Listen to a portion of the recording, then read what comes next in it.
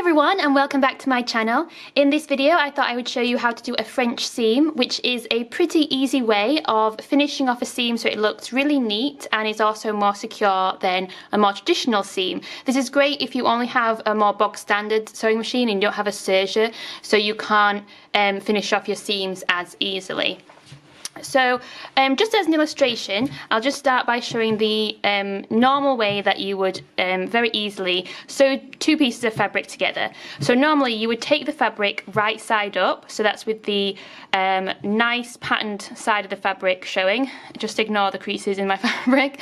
These are just some scrap pieces left over from previous projects. And you would take them right sides together and then just place one on top of the other.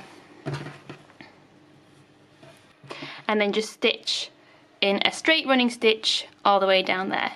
And there we go, that is my seam that I've just sewn on my sewing machine quite quickly with just, like I said, a straight running stitch. So these two pieces of fabric are now sewn together, and this would be the outside of the fabric, or the outside of whatever it is that you're making, so that looks fine.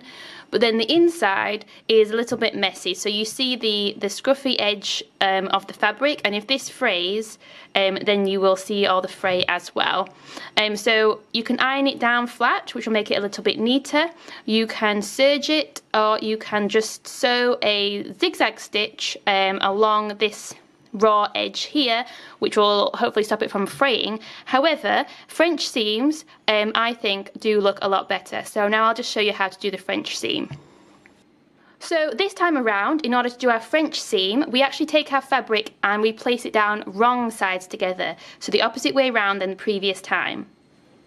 But still, I'm just going to do a simple straight running stitch all down the two edges that I want to sew together.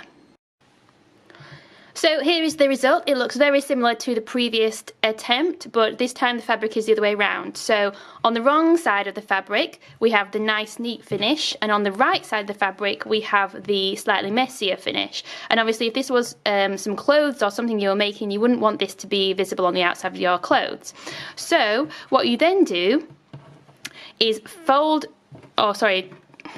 place the fabric on top of each other again, but this time you do it the right sides together, that is, to the traditional way. So you can get it really nice and flat if you iron it, but I'm not going to, just because I'm just doing this as a little demo. And then all we need to do is now again a straight running stitch all the way along here, and you just need to make sure that we're doing it far enough away from the edge of the fabric so that it's going to cover up all of the raw edges that we left from the previous seaming. So I'm going to stitch it down there. So after stitching the second row of running stitch on this seam, I basically have the finished result. So this now is the inside of the garment. The outside is nice and neat and smooth, just how you would want it. And then the inside, you still do see the seam, you still do have this, but it is all nicely neatly finished off. It's not going to fray, and it is more secure because the seam has been stitched now twice. So even if one of those stitchings comes undone, there is a second backup stitching.